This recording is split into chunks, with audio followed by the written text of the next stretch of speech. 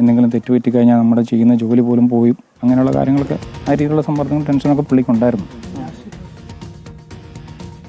അത് പല സ്ഥലങ്ങളിലേക്കും നമ്മൾ പല ആൾക്കാരെയും പിന്നെ വീട് അറിയാത്ത സമയങ്ങളിൽ പല ആൾക്കാരെയും കൂട്ടിക്കൊണ്ട് പോകേണ്ടി വരുമല്ലോ. അപ്പം ഏതെങ്കിലും ഒരു ടീം ഒരാളുടെ മാത്രം ആൾക്കാർ പിന്നെ ഒരാളെ വിളിച്ചു കഴിഞ്ഞാൽ മറ്റേ ആൾക്കാർ ചോദിക്കും എന്തിനാണ് വിളിച്ചത്, അങ്ങനെയൊക്കെയുള്ള സമ്മർദ്ദങ്ങളിലേക്ക് പോയിട്ടുണ്ടായിരുന്നു അദ്ദേഹം. അങ്ങനെ ഭീഷണിയായിട്ടല്ല, പക്ഷെ അങ്ങനെ വിളിക്കാൻ പാടില്ല എന്നൊക്കെയുള്ള കാര്യങ്ങൾ അവരുടെ കുടുംബത്തിൽ ഇങ്ങനെ അവർ പറഞ്ഞിട്ടുണ്ട്. എന്നിട്ടാണ് അതൊക്കെ ഒരു കാരണമായിട്ട് പുള്ളിക്ക് ടെൻഷൻ താങ്ങാതെ വന്ന് സംഭവിച്ചാണെന്ന്. അല്ല, പണി തീർക്കാനാവില്ല എന്ന് പറഞ്ഞിട്ടൊന്നും ഉണ്ടായിരുന്നില്ല എന്ന് എനിക്ക് തോന്നണേ. നമുക്ക് അങ്ങനെ കൃത്യമായിട്ട് അറിയത്തില്ല, പക്ഷേ പുള്ളിക്ക് അങ്ങനെ ഒരു ടെൻഷൻ എന്തോ അങ്ങനെ സംഭവിച്ചു, ടെൻഷനായിട്ട്. അതെ. അല്ല, പുള്ളി ഇതിനു മുമ്പും ഈ വീടുകളിൽ മറ്റേ വോട്ടിൻ്റെ കാര്യങ്ങളൊക്കെ ആയിട്ട് എല്ലാ വീടുകളിൽ കൂടെ കയറി ഇറങ്ങിക്കൊണ്ടിരുന്നു. അന്നൊന്നും ഇത്രയും കാര്യങ്ങളൊന്നും പറയാറില്ല. നമ്മളിടയ്ക്ക് വീട്ടിലേക്ക് വിളിക്കുകയൊക്കെ ചെയ്യുന്നതാണ്. അപ്പം അങ്ങനെയൊന്നും പറയാറുണ്ടായിരുന്നില്ല.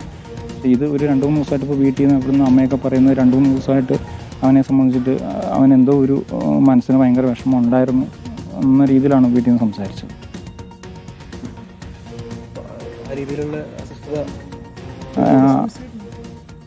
അങ്ങനെയൊന്നും കണ്ടിട്ടില്ല, നമ്മൾ കണ്ടിട്ടില്ല. ആദ്യം ഏത് ഹോസ്പിറ്റലിലേക്ക് അറിയത്തില്ല, ഞങ്ങളിപ്പോൾ കുറച്ച് മുമ്പ് എത്തിയതേ ഉള്ളൂ.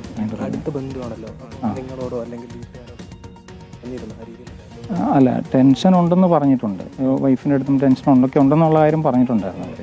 അപ്പോൾ അല്ലാതെ മറ്റ് അതിഭയങ്കരമായ ടെൻഷൻ എന്ന കാര്യം ഒരുപക്ഷെ പുള്ളി മനസ്സിൽ ഒളിപ്പിക്കുകയായിരിക്കാം, നമുക്കറിയത്തില്ല അതിനെ.